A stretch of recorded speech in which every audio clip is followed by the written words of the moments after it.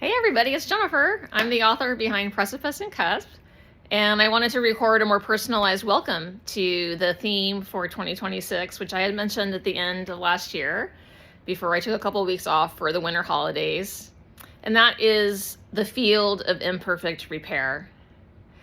So I have some new readers, so I'm going to say a little bit about Precipice and Cusp. I think of that as where my writing explores what I call airspace, where in all the sort of crevices of daily life, we have those moments or those situations where we're at what feels like a precipice or feels like a cusp. How moving out into a new space, whether that's physically in an environment or relationally with a person or a loved one, we feel that sense of vertigo or that sense of whoosh, right? Like, how do we put our toes over the edge and make that step? And also these moments can be cusps of blooming, and sometimes cusps that are dry and closing and starting to decay. And all of that is what humanity is about in my perspective. And that's what I like to write about. On Thursdays, I have Ground Notes, which is sort of my other publication, and that is about the earth element.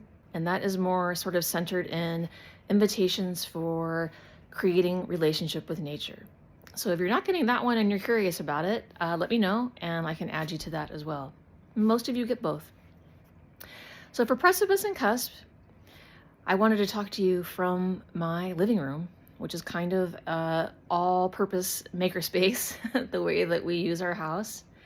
And some of you have heard me kind of write about this or talk about this, which is that we kind of live in this reverse panopticon. It's like a 1970s house where they thought it would be a good idea to do this thing where there's like windowless windows, where every room is kind of built in the round. So there's like never a place where you can't see others and they can't not see you. And it's been a really like interesting, marvelous, cozy, intense place to raise a daughter. And I wanted to speak from this space because for me, my most immediate field of imperfect repair is this area, this physical enclosed area that does have these wonderful windows onto the 5 pines that I live with in our backyard. And some of you have heard me write about that. And I just wanted to show you, like when I'm writing, what the details, the physical viscerality of where I'm at and where I'm coming from. And the invitation at the outset of this year is just to maybe pause and take some moments of playful exploration with the theme and the words I'm using. Like, field, what are your particular fields of curiosity, of wonderment, of perplexity, of moving through grass, like all the things that field conjures as a word. And also imperfect, right? I really embrace that. I hope not in like conventional stereotypical ways, but like really like the glory and just like the shard and crackly messiness of imperfection. And how can we write into that and from that and have that be sort of a way of interconnection with others?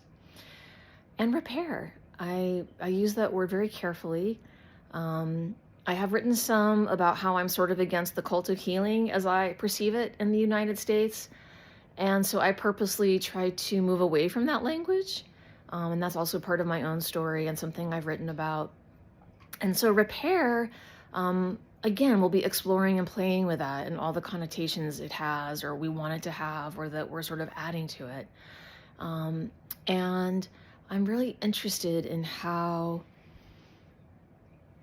the crux of that sensation of aliveness for me personally is somehow letting myself go back again and again and again to that airspace of repair, right? Where maybe I've bobbled something or smashed something or just kind of like mishandled something, and without heaviness or harshness, which is still very much a skill I'm learning, how to mend or caress or rebuild, right? Think of whatever verbs work for you. And so we're going to spend the year turning that over in different ways. And I hope you'll come along with me, and I'll be doing some writing, and I'll be offering you some guest appearances of people talking about this in different ways, and some invitations for you to have your own experience. So I really look forward to it, and we'll be starting this Sunday, January 11th. My first edition will come out. Okay, bye. See you soon.